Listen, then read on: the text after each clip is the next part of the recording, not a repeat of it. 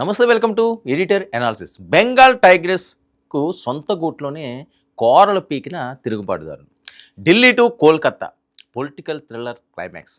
దీదీ చేజారిన తృణమూల్ పగ్గాలు. ముఖ్యమంత్రి పీఠంపాయ, ఇప్పుడు పార్టీ చైర్పర్సన్ పదవి కూడా గాయబ్. రెడ్ కార్పెట్ వేసి రిటైర్మెంట్ ఆఫర్ ఇచ్చిన సొంత తమ్ముళ్ళు. మార్గదర్శిగా ఉండండి అంటూ దీదీకి ఆఫర్. ఢిల్లీ సుల్తాన్ లెక్కలు పక్కా. లోక్సభలో ఎన్డీఏ సీట్ల వేట. కింగ్ మేకర్గా మారిన తిరుగుబాటు ఎంపీలు. కోల్కతా వీధుల్లో మార్మోగిన కేలా హోబే నినాదం ఇప్పుడు రివర్స్. దీదీకి ఆఫర్లపై సెటైర్లు. బెంగాల్ రాజకీయం ఇప్పుడు ఒక రసవత్తరమైన సినిమాటిక్ థ్రిల్లర్ను తలపిస్తుంది.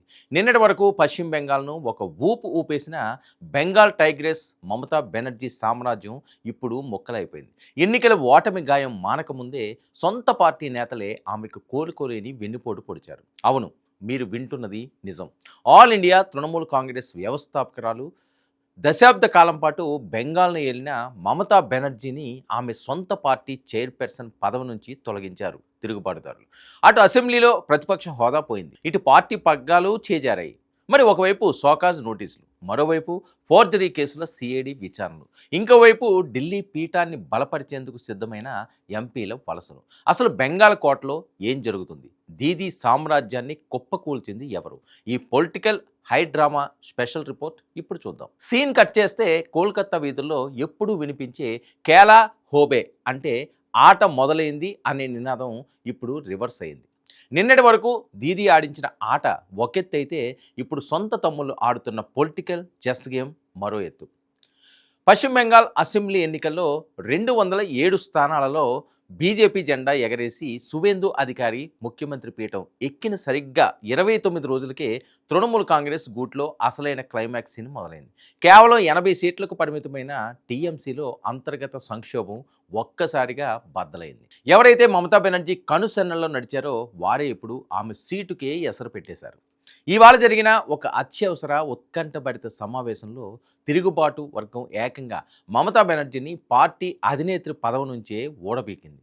ఆమె స్థానంలో హౌరా సెంట్రల్ ఎమ్మెల్యే సీనియర్ నాయకుడు అరూప్ రాయ్ను కొత్త చైర్పర్సన్గా కూర్చోబెట్టింది. నేను పని చేస్తాను అంటూ అరూప్ రాయ్ విలేకరుల ముందు నవ్వుతూ స్టేట్మెంట్ ఇస్తుంటే దీదీ క్యాంప్లో మాత్రం గుండెలు గుబోల్మంటున్నాయి. ట్విస్టుల మీద ట్విస్టులు ఇవ్వడంతో ఈ తిరుగుబాటు నేతలు టాలీవుడ్, బాలీవుడ్ దర్శకులను మించిపోయారు. మమతాను పదవి నుంచి తొలగించడమే కాకుండా ఆమెకు ఒక మైండ్ గేమ్తో కూడిన వెరైటీ ఆఫర్ కూడా ఇచ్చారు.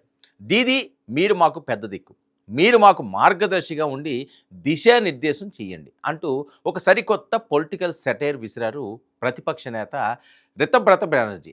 అంటే మీ కాలం చెల్లిపోయింది దీదీ, ఇకపై కుర్చీ మాది, మీరు హాయిగా సలహాలు ఇస్తూ విశ్రాంతి తీసుకోండి అని చెప్పగానే చెప్పేశారు. మరి ఈ తిరుగుబాట్లు ఏ ఒక్కరితో ఇద్దరితో కాదు.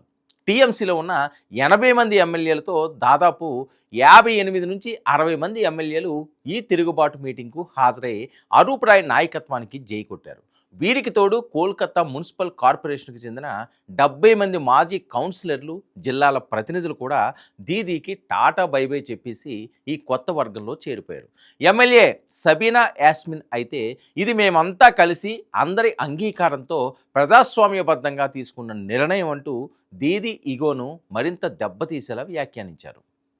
మరోవైపు మమతా బెనర్జీ క్యాంప్ ఈ దెబ్బ నుంచి కోలుకోవడానికి ముందే ఎదురుదాడికి ప్రయత్నించింది. సమాంతరంగా పార్టీ పెడుతూ తిరుగుబాటుకు పాల్పడుతున్న సీనియర్ నేతలు ఫిర్దాఫ్ అకీబ్, అలాగే అరూప్ బిస్వామ్, అలాగే అరూప్ రాయ్, జావేద్ ఖాన్, ఇక రతిన్ ఘోష్, బిప్లబ్ మిత్రా, స్నేహ సింగ్ చక్రవర్తి, ఇలా సబీనా యాస్మిన్లకు పార్టీ క్రమశిక్షణా సంఘం ద్వారా షోకాజ్ నోటీసులు జారీ చేయించింది. కానీ చేతులు కాలేక ఆకులు పట్టుకున్న చందంగా మారింది మమతా పరిస్థితి ఇప్పుడు.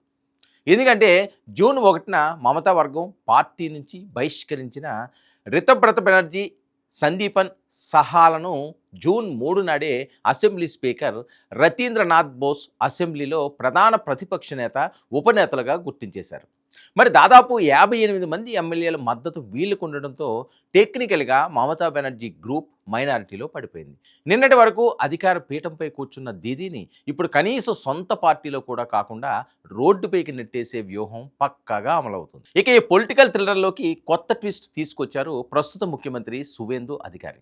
మే 19న శోభన్ దేవ్ చటోపాధ్యాయను ప్రతిపక్ష నేతగా ప్రతిపాదిస్తూ మమతా వర్గం చేసిన తీర్మానంలో కొందరు ఎమ్మెల్యేల సంతకాలను ఫోర్జరీ చేశారంటూ సీఎం సువేందు అధికారి బాంబు పేల్చారు. ఆధారాలతో సహా ఆయన విలేకరుల ముందు రాతపూర్వక ఫిర్యాదును పెట్టడమే కాకుండా దీనిపై పూర్తి స్థాయి సిఐడి విచారణకు ఆదేశించామని ప్రకటించారు. మరి ఈ ప్రకటన వచ్చిన కొద్ది నిమిషాల్లోనే రితబ్రత బెనర్జీ పార్టీ నుంచి బహిష్కరిస్తున్నట్లు మమతా ప్రకటించిన అప్పటికే జరగాల్సిన నష్టం జరిగిపోయింది. చట్టపరమైన ఉచ్చు ఇప్పుడు దీదీ వర్గాన్ని చుట్టుముడుతుంది.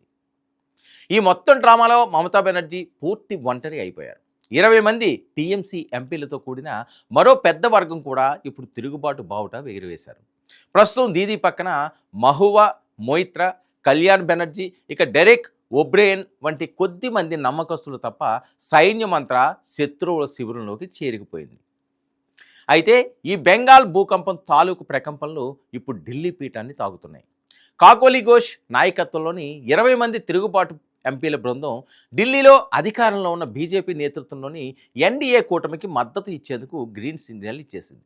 ఇక సాయాని ఘోష్, మాజీ క్రికెటర్ యూసఫ్ పఠాన్, నటి రచనా బెనర్జీ వంటి పాపులర్ ముఖాలు ఉన్న ఈ ఎంపీల బృందం త్రిపురకు చెందిన ప్రాంతీయ పార్టీ అయిన ఎన్సీపీఏలో విలీనం కావాలని ప్లాన్ చేసింది. ఈ విలీనానికి కనుక లోక్సభ స్పీకర్ ఓం బిర్లా ముద్ర వేస్తే ఢిల్లీలో ఎన్డీఏ బలం 294 నుండి ఏకంగా 314 స్థానాలకు పెరుగుతుంది. కేంద్రంలో నరేంద్ర మోదీ ప్రభుత్వానికి తిరుగులేని మెజారిటీ కూడా లభిస్తుంది. ఇక 3/2 మెజారిటీకి ఇంకా 46 స్థానాల దూరంలో ఉన్నప్పటికీ ఈ 20 మంది ఎంపిక చేరికతో కేంద్ర ప్రభుత్వానికి పెద్ద ఊరట లభిస్తుంది. అటు రాజ్యసభలో కూడా అధికార కూటమికి బలం 155 స్థానాలకు చేరుకుంటుంది. అంటే బెంగాల్లో దీదీని దెబ్బకొట్టి ఢిల్లీలో ఎన్డీఏ పెద్దలకు కానుకగా ఇవ్వబోతున్నారన్నమాట. మరి ఈ తిరుగుబాటుదారులు ఒకప్పుడు బెంగాల్ రాజకీయాలు శాసించిన ఒక సామ్రాజ్యాన్ని ఇవాళ సొంత మనుషుల కుట్రలు రాజకీయ చదరంగంలో బందీ అయిపోయారు.